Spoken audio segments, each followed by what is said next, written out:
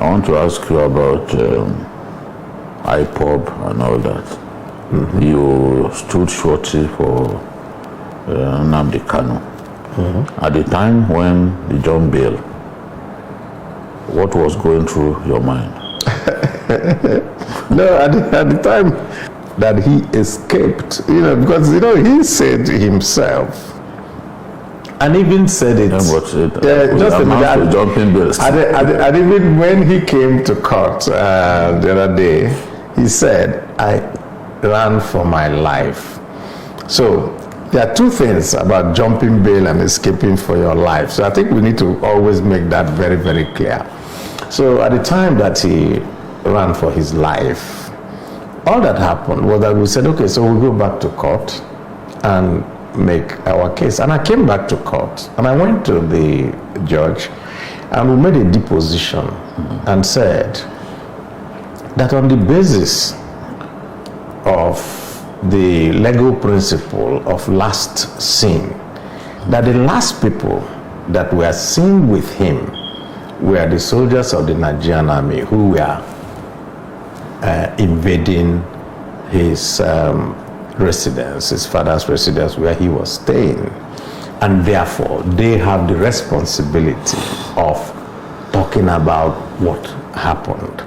And we deposed it in court, and the matter went to court, and the judge ultimately ruled that they are revoking bail. Most Nigerians didn't know that the judge had actually revoked the bail and issued a warrant of arrest, thereby removing us from responsibility again of providing him.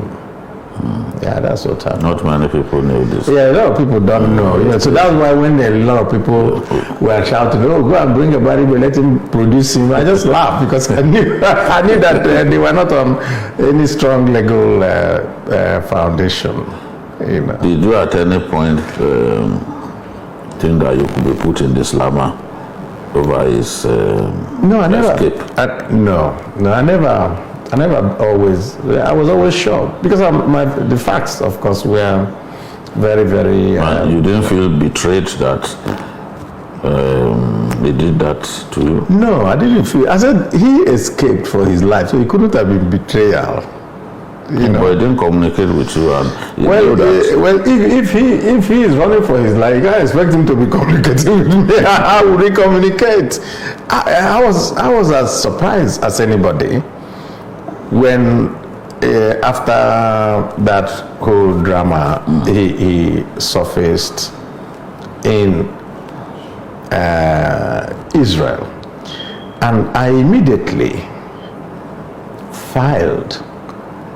wrote a letter to the Foreign Affairs Ministry, asking the Foreign Affairs to instruct our Nigerian ambassador in Israel to ascertain whether the person that we see in his photographs is actually this person.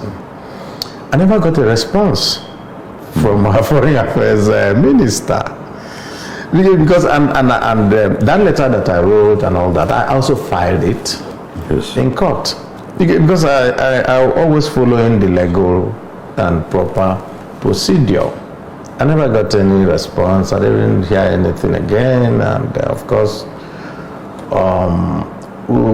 part of the ruling of the judge in this matter, we had also gone on appeal, and the matter is still pending. But now that there's another, I don't think that matter would. If they were to grant him bail again, would you stand?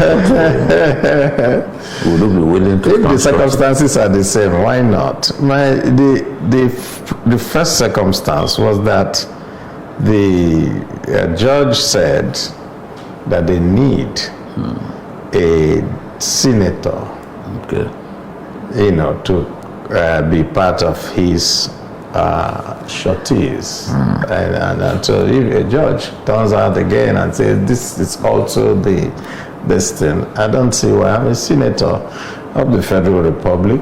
I come from the Southeast.